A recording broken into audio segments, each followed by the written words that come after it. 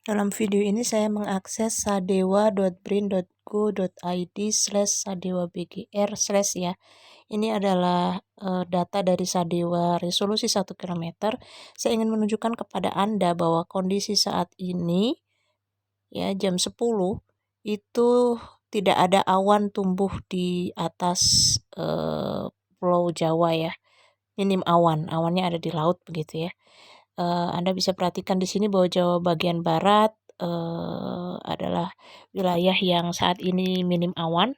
Hal ini terjadi karena di bagian utara ada 4 bibit siklon tropis yang tumbuh di Samudra Pasifik yang menarik awan-awan di wilayah selatan Indonesia khususnya begitu ya. Namun pertanyaannya adalah mengapa hujan masih sering terjadi hampir setiap hari di kawasan Jawa bagian barat termasuk Bandung, Bogor, dan seterusnya. Saya ingin tunjukkan kepada Anda mengenai apa yang dikatakan dengan hotspot hujan ya. Hotspot hujan itu kalau Anda perhatikan di sini, ini jam 10, kita mulai dari jam 8 ya. Kemudian kita nyalakan animasinya.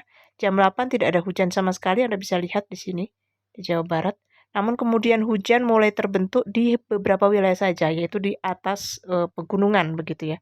Pegunungannya itu mana saja? Yang pertama adalah daerah Gunung Halimun, ya Halimun Salak ini di sini. Kemudian Anda bisa perhatikan di sini. Setelah itu di bagian timurnya di situ yang dekat Cianjur, Sukabumi itu ada Gunung Gede Pangrango, ya Gunung Gede Pangrango.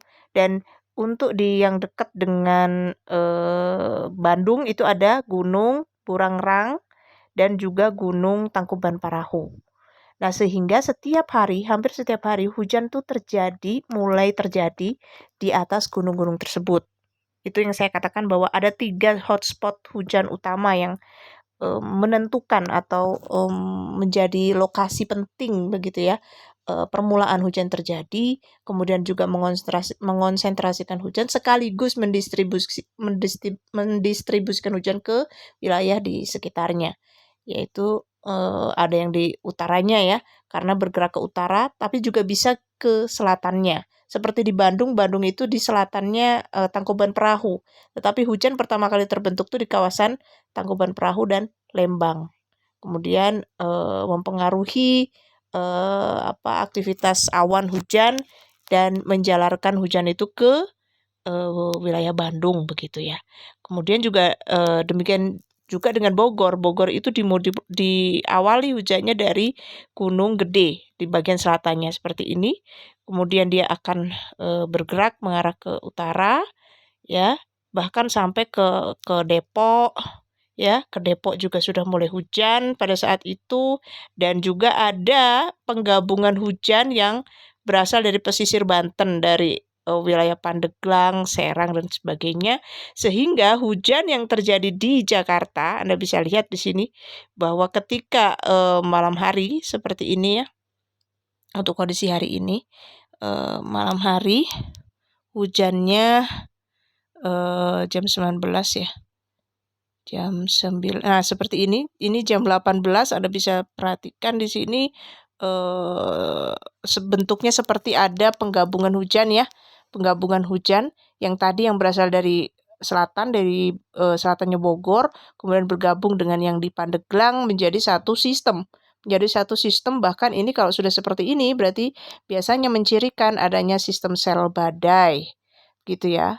Kemudian kalau kita lihat dari anginnya gitu ya, anginnya biasanya dari sistem badai ini muncul divergensi angin. Jadi angin-angin yang keluar dari hujan ini yang bisa membangkitkan atau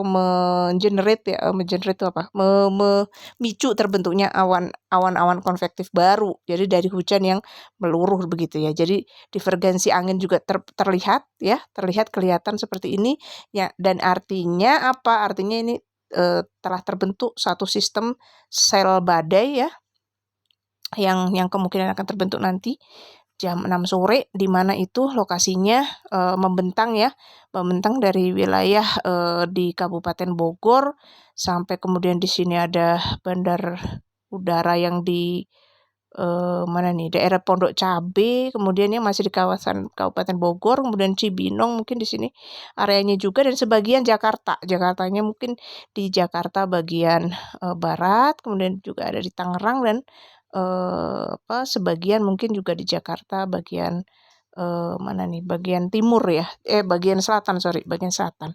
Nah, seperti ini gitu. Itu yang hampir setiap hari terjadi kondisi saat ini.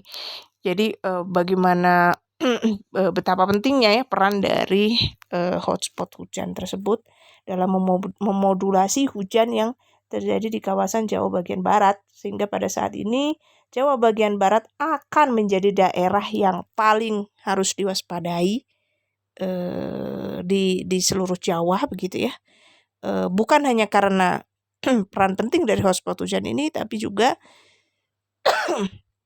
karena efek dari lautan yang menghangat begitu ya di bagian selatan dan juga di bagian barat dayanya, yaitu di Samudra Hindia yang siap memproduksi menyuplai kelembaban untuk wilayah Jawa bagian barat.